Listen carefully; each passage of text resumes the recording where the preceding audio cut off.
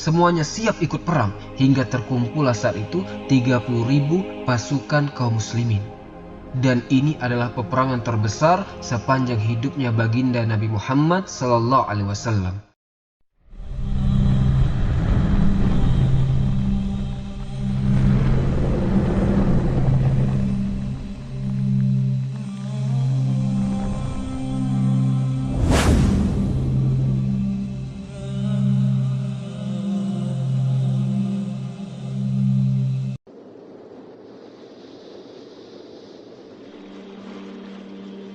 Assalamualaikum warahmatullahi wabarakatuh. Alhamdulillahi wahda, wassalatu wassalamu ala rasulillah. Sahabat Fairy Channel, rahimakumullah. Pada malam hari ini kita akan membahas Ghazwatu Tabuk. Perang Tabuk adalah peperangan terakhir Rasulullah SAW, yang mana perang Tabuk terjadi pada bulan Rajab tahun 9 Hijriah. Saat itu ada musuh kaum muslimin dari utara, yaitu dari negeri Syam, yang mana Syam pada waktu itu dikuasai Romawi. Dan dari sinilah yang akan menjadi cikal bakal perang Tabuk. Ikhwatal iman rahimani wa rahimakumullah. Perang Tabuk adalah perang besar kedua setelah perang Hunain, yang mana kita tahu kontak militer pertama kali kaum muslimin dengan Romawi itu dimulai dengan perang Mu'tah. Perang Mu'tah ini perang antara kaum muslimin dengan unsur-unsur Romawi. Masih ingat kan bagaimana dulu kisah peperangan Mu'tah yang kita ceritakan? Nah, perang Tabuk ini adalah kelanjutan dari perang Mu'tah. Kenapa dibilang kelanjutan? Karena Kaisar Romawi itu tidak bisa tidur nyenyak semenjak terjadinya peperangan Mu'tah. Kaisar Romawi ini kepikiran terus dia. Dia mikir kok bisa bangsa yang dianggap kecil, pengembala kambing, dianggap anak bawang lah istilahnya, berani melawan Romawi. Berarti Arab ini bangsa yang kuat, tidak main-main. Karena dulu itu pasukan yang bisa mengimbangi Romawi cuma Persia saja. Nah, ini bangsa Arab yang kecil ini berani melawan Romawi, raksasa. Semenjak itu makanya Kaisar Romawi menyiapkan pasukan besar untuk sewaktu-waktu diutus menghabisi kota Madinah. Jadi sudah lama dipersiapkan benar-benar sama Romawi. Lihat, Romawi, bangsa raksasa mau menyerang pasukan Rasulullah, mereka mikir-mikir, ya. Kemudian setelah kepulangan Rasulullah SAW dari Mekah, setelah Fathu Mekah dan dari perang Hunain, terus Rasulullah kembali ke Madinah. Itu Rasulullah dan para sahabat sudah faham bahwa ini kelihatannya Romawi ini menyusun rencana besar untuk menghantam kota Madinah. Sampai-sampai kalau ada suara-suara gaduh, orang Madinah pada waktu itu khawatir. Kalau itu adalah pasukannya Al-Ghazani, dari pasukannya unsur Romawi yang datang. Saking para sahabat ini tahu bahwa Romawi tidak akan tinggal diam setelah peperangan Mu'tah. Nah, jadi itulah penyebab terjadinya perang Tabuk. Dan pada awal-awal tahun 9 Hijriah ini, kaum muslimin yang ada di kota Madinah itu selalu waspada. Sehingga kaum muslimin mau tidak mau juga harus persiapan. Dan sampailah kabar bahwa yang selama ini dikhawatirkan terbukti. Sampailah seorang mata-mata Rasulullah itu datang mengabarkan kabar bahwa Romawi sudah menyiapkan 40.000 pasukan. Rasulullah tahu dari mana? Jadi ada pedagang dari Syam ke Madinah. Terus dia cerita bahwa di Syam itu sudah ada persiapan pasukan besar. Dan itu yang turun tangan langsung adalah Heraklius. Tidak hanya unsur-unsur Romawi yang ada di pinggiran dengan Jazirah Arab saja, tapi langsung perintah dari Heraklius, Kaisar Agung bagi mereka. Jadi mereka menyiapkan 40.000 pasukan untuk menyerang Madinah. Jadi kalau kita melihat peta, Jazirah Arab yang paling utara itu kan langsung berdampingan dengan Romawi. Lah di sana itu ada suku-suku Arab yang memeluk agama Nasrani. Nah, suku-suku Arab yang memeluk Nasrani ini diajak semuanya menjadi unsur-unsur Romawi yang kemudian diajak perang melawan Rasul dan pasukan Rasulullah SAW. Sehingga terkumpullah 40.000 pasukan pada waktu itu. Akhirnya mereka sampai di Balko. Kalau sekarang itu namanya adalah Jordania. Sudah hampir dekat Jazirah Arab. Sedangkan di Madinah saat itu sedang terjadi kemarau yang panjang. Tidak turun hujan, paceklik. Dan itu zaman-zaman susah bagi Rasulullah dan para sahabat. Pada saat terjadinya perang Tabuk, makanan tidak seberapa, panasnya luar biasa hawanya. Dan tidak ada perbekalan untuk perang pada waktu itu.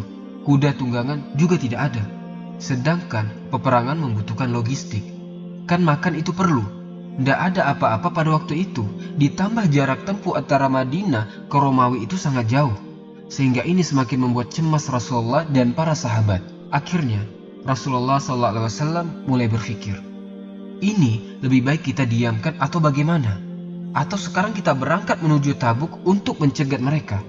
Dipikir sama Nabi, dihitung-hitung, dikalkulasi, ternyata hasil akhirnya dari perhitungan Nabi itu memang harus berangkat. Mengapa? Karena dalam kondisi seperti itu, kalau menunggu sampai pasukan Romawi itu datang, niscaya kota Madinah akan habis. Karena di Madinah ada anak-anak, ada orang tua, ada wanita yang lemah, bahaya, nanti akan dihabisi. Maka Rasulullah SAW langsung memutuskan untuk berangkat dan menghadapi Romawi. Ini adalah peperangan pertama setelah orang-orang berbondong-bondong masuk Islam. Sehingga akhirnya Rasulullah SAW memaklumatkan perang dengan Romawi. Dan ini luar biasa, suku-suku yang tadi berbondong-bondong masuk Islam itu datang ke Madinah siap setia bersama Rasulullah. Semuanya siap ikut perang hingga terkumpullah saat itu 30.000 pasukan kaum muslimin. Dan ini adalah peperangan terbesar sepanjang hidupnya baginda Nabi Muhammad SAW.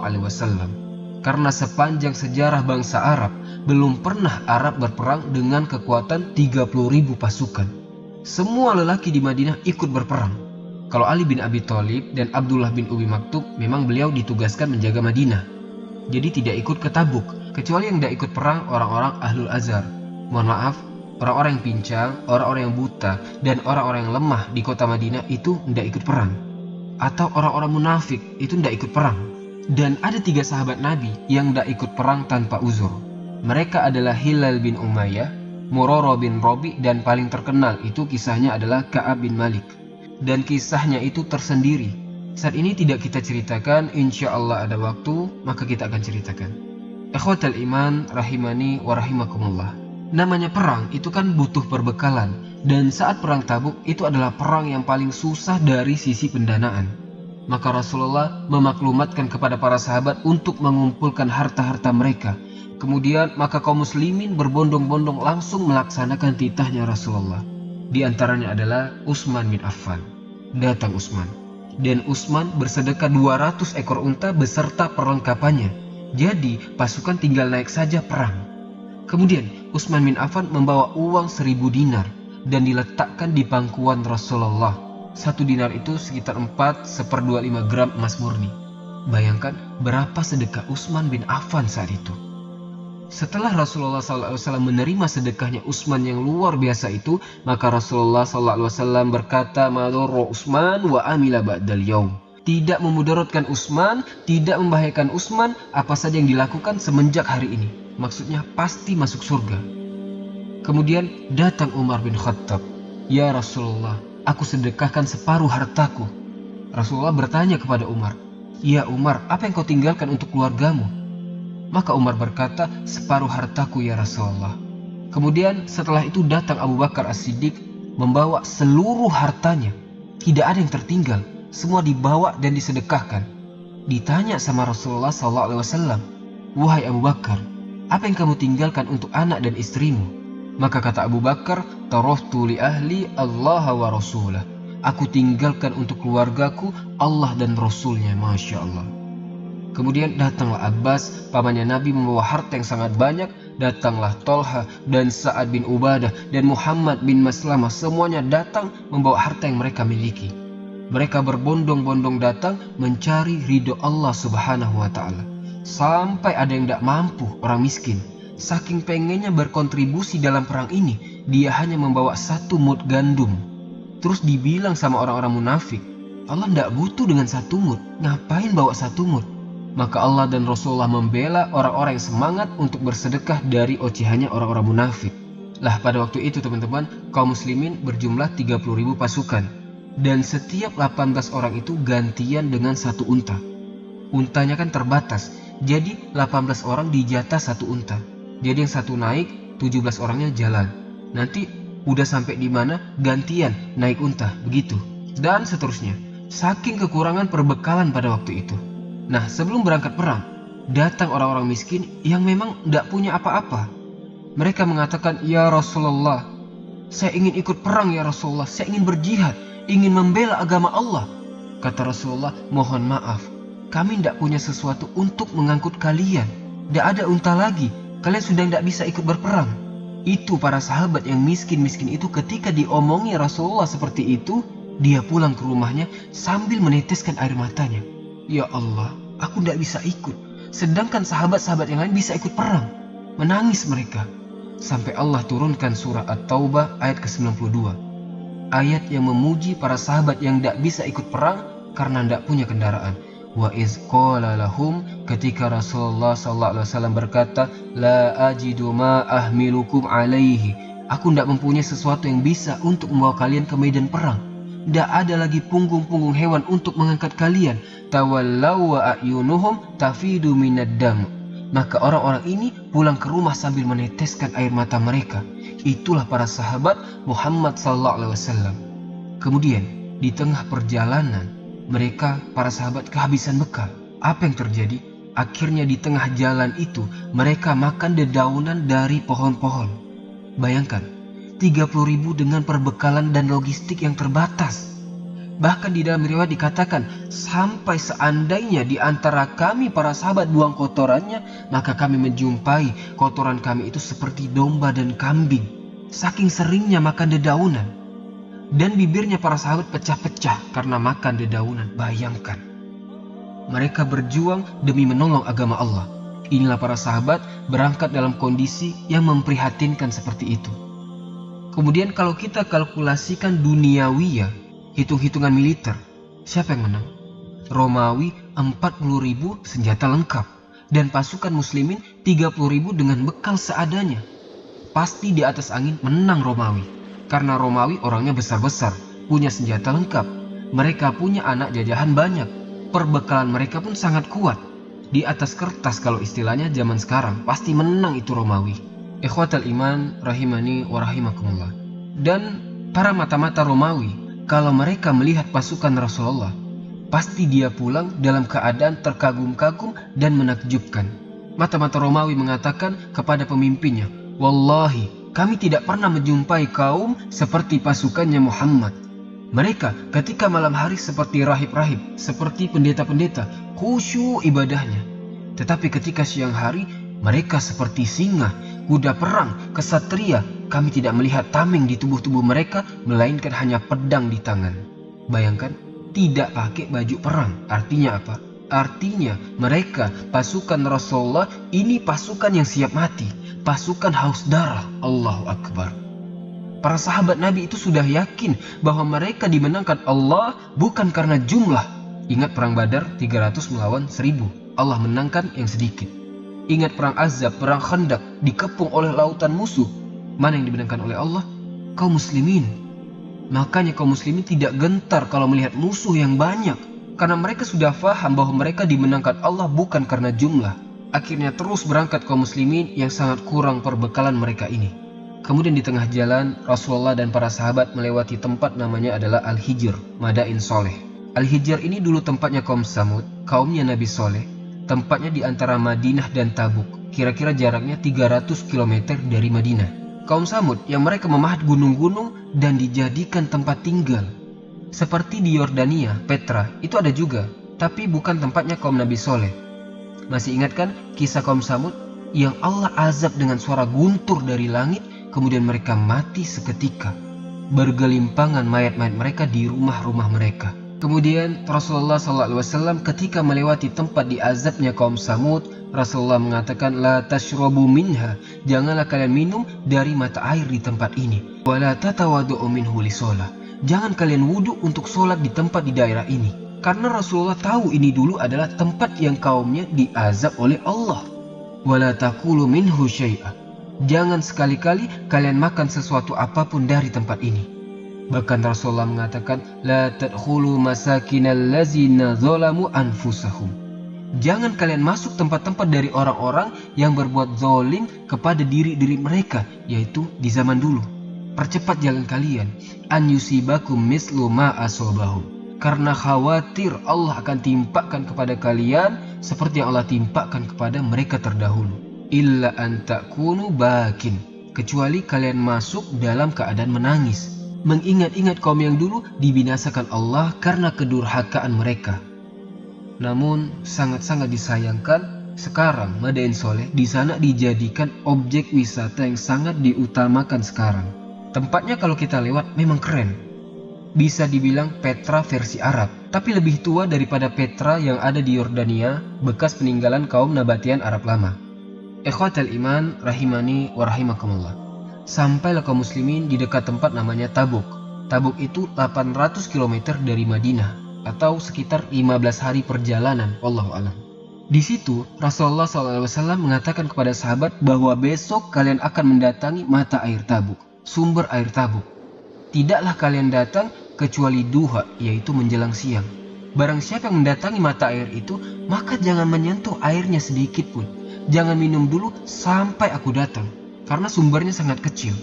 Qala Mu'adz, berkata Mu'adz, rupanya sebelum kami datang, sudah ada 2 orang sahabat datang duluan. Jadi 2 sahabat ini, dia tidak tahu akan nasihat Nabi ini jangan sentuh air itu. Rupanya mereka sudah minum airnya hingga air itu mengering, karena airnya sedikit. Subhanallah. Ketika Rasulullah bertanya kepada 2 sahabat itu, apa betul kalian telah meminum airnya? Mereka mengatakan, na'am ya Rasulullah. Kemudian Rasulullah berkata yang mana ini tidak disebutkan apa yang dibicarakan Nabi kepada mereka. Kemudian setelah itu Nabi menyuruh semua sahabat untuk minggir dan dipegang sama Nabi air tersebut. Seakan-akan lubang mata air itu digerakkan oleh Rasulullah SAW. Kemudian Rasulullah SAW berkumur-kumur membasuh mukanya dan kedua tangannya. Subhanallah, air itu kemudian nyembur lagi. SAW. Fastakan nas, semua sahabat pun bisa meminum sumber air di Tabuk. Sehingga Rasulullah wudhu dan para sahabat juga datang minum di situ dan berwudhu. Kemudian Rasulullah SAW berkata kepada Mu'adz, wahai Mu'adz, jika umurmu panjang, nanti kamu akan melihat bahwa tempat ini akan menjadi tempat yang rindang dengan kebun-kebunnya. Tempat ini akan subur. Dan betul, sekarang Tabuk itu subur sekali. Ikhwatal iman rahimani wa rahimakumullah. Kemudian Rasulullah SAW mengatakan, Tahubu alaikumu layla, malam nanti akan ada rihun sadida, angin yang sangat kencang. Jangan sampai dari kalian 1 orang pun berdiri, jangan. Tetaplah diam kalian. Dan barang siapa membawa unta, maka kuatkanlah ikatan unta tersebut. Habatirus sadida. Dan datanglah angin yang sangat kencang sekali. Ternyata ada yang keluar saat itu. Berdiri dia. Subhanallah, orang itu pun terangkat dan melambung jauh karena angin tersebut. Sampai angin pun telah memberi isyarat kepada Nabi akan kedatangannya Sallallahu Alaihi Wasallam. Alhamdulillah. Kemudian tentara pun sampai kepada tempat yang namanya Tabuk. Fa'askar hunak. Kemudian setelah sampai, Nabi pun menyusun strategi perang. Saat itu musuh belum datang. Qoma sallallahu alaihi wasallam khatibun Nabi. Kemudian Nabi berdiri dan berpidato, yang mana semua 30.000 pasukan ini mendengar ucapan beliau. Rasulullah SAW menyemangati para sahabat akan kehidupan dunia dan akhirat ini, memberikan ancaman, peringatan, tapi memberikan kabar gembira dan yang mengembirakan kepada para sahabat, hingga para sahabat semangat untuk berjihad. Takbir semua para sahabat. Kemudian apa yang terjadi? Allahu Akbar. Ternyata di perjalanan Romawi mendapat kabar dari mata-mata mereka bahwa pasukan Muhammad sudah lebih dahulu menguasai Tabuk. Kemudian mata-matanya ini menceritakan bagaimana latihan militernya pasukan Muhammad, latihan menombaknya, dan suara takbir pasukan muslimin yang menggema dahsyat. Jumlah pasukan muslimin ini banyak, hampir sama dengan jumlah kalian. Oh, mendengar itu gemetar Romawi ini, ketakutan mereka, dan tidak ingin mereka ini berjumpa dengan pasukan Rasulullah SAW. Akhirnya apa yang terjadi? Romawi ini bercerai-berai, lari tunggang langgang. Bayangkan, belum berhadap-hadapan sudah lari semuanya. Karena sebelum terjadi, Allah Subhanahu wa Ta'ala memberikan rasa takut yang luar biasa kepada musuh-musuh Allah, sehingga suku-suku Arab yang tadinya ikut Romawi ini, mereka menarik diri dari Romawi dan menuju Nabi Muhammad SAW. Tunduk patuh, wahai Muhammad, jangan serang kami menyerah dan siap membayar jizyah berapapun yang engkau mau, dan diterima sama Nabi. Semenjak saat itu Dunia sudah mengakui bahwa kekuatan terdahsyat militer terkuat saat itu adalah militernya Muhammad sallallahu alaihi wasallam. Semua jazirah Arab, Syam, semua mengakui tidak ada kekuatan yang mampu menandingi kekuatan Rasulullah sallallahu alaihi wasallam dan pasukannya. Dari situ kemudian secara politik posisi Rasulullah sangat kuat, sangat ditakuti mereka Romawi dan seluruh dunia. Yang mana Romawi lari ke Eropa dan pasukan-pasukan Arab mendekati Nabi mencari perlindungan. Allahu Akbar. Makanya sekarang kita lihat Syam yang dulunya Nasrani kini semuanya tunduk di bawah pemerintahan Rasulullah SAW. Dan raja-raja mereka mengakui keberadaan agama yang dibawa oleh baginda Nabi SAW. Dan di sini diceritakan Rasulullah mendapat ghanimah, mendapatkan harta rampasan perang yang sangat banyak.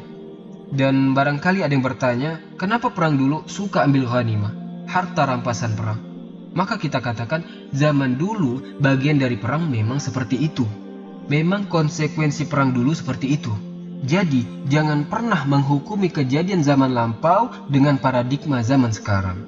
Seperti contoh ya, orang-orang yang mengatakan kepada Nabi Muhammad menikahi Aisyah yang umurnya 9 tahun.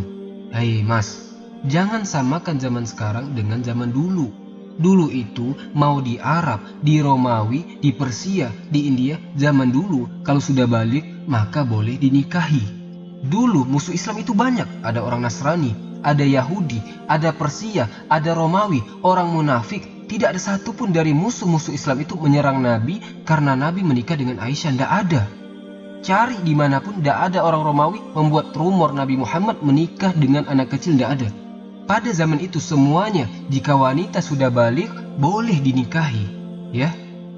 Maka ikhwatal iman, akhirnya Rasulullah SAW setelah diberikan kemenangan perang Tabuk tidak langsung pulang ke Madinah.